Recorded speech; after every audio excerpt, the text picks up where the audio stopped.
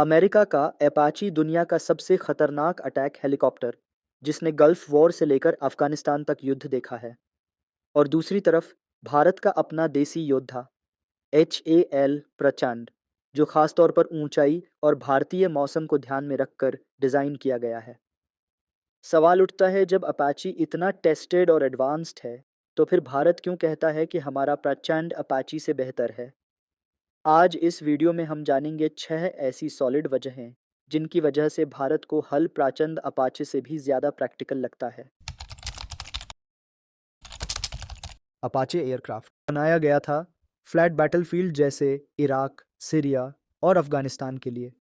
लेकिन जब बात आती है ऊंचे पहाड़ों की जैसे सियाचिन, लेह या LAC, तो अपाची की परफॉर्मेंस घट जाती है। ये 14,000 फीट से ऊपर पूरी कैपेबिलिटी से ऑपरेट नहीं कर पाता। दूसरी तरफ प्रचंड को बनाया ही गया है हाई एल्टीट्यूड वॉरफेयर के लिए।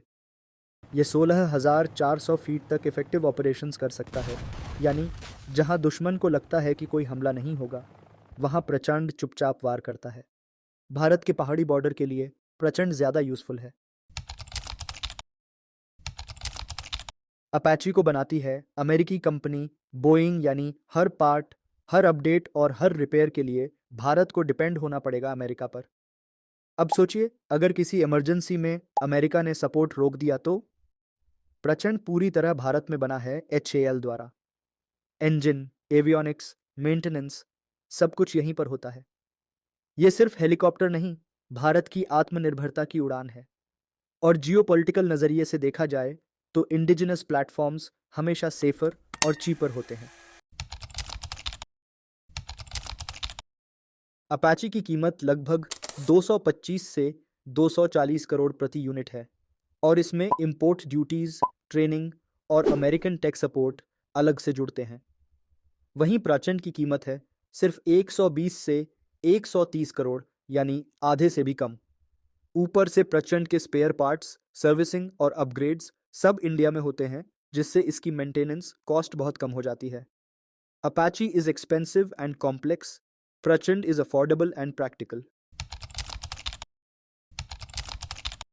अपाची को बनाया गया है टैंक डिस्ट्रॉयर के रूप में, यानी बड़े युद्ध में यूज करने के लिए जहां आर्मर्ड व्हीकल्स हों।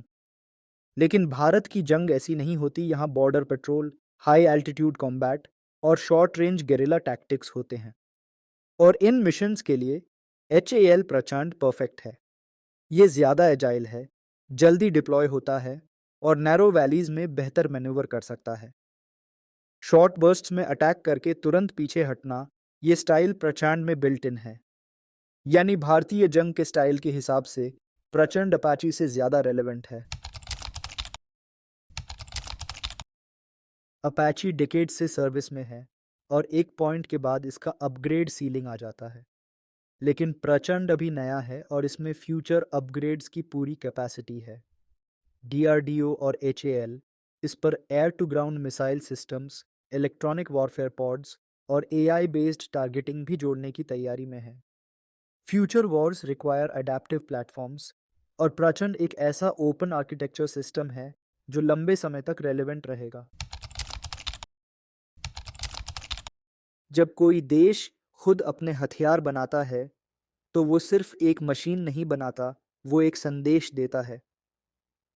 एक सोल्जर जब प्रचंड उड़ाता है तो वो जानता है कि ये हेलीकॉप्टर अपने देश की मिट्टी, मेहनत और विज्ञान से बना है।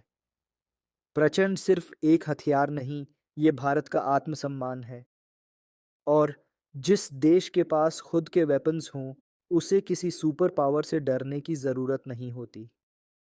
इसलिए भारत प्रचंड को सिर्फ अपाची से बेहतर नहीं, बल्कि स्ट्रैटेजिकली ज़्यादा मजबूत मानता है।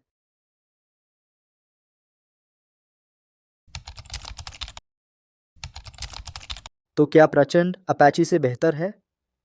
डायरेक्ट कॉम्बैट में शायद नहीं। अपाची अभी भी फायर पावर और रेडार रेंज में आगे है।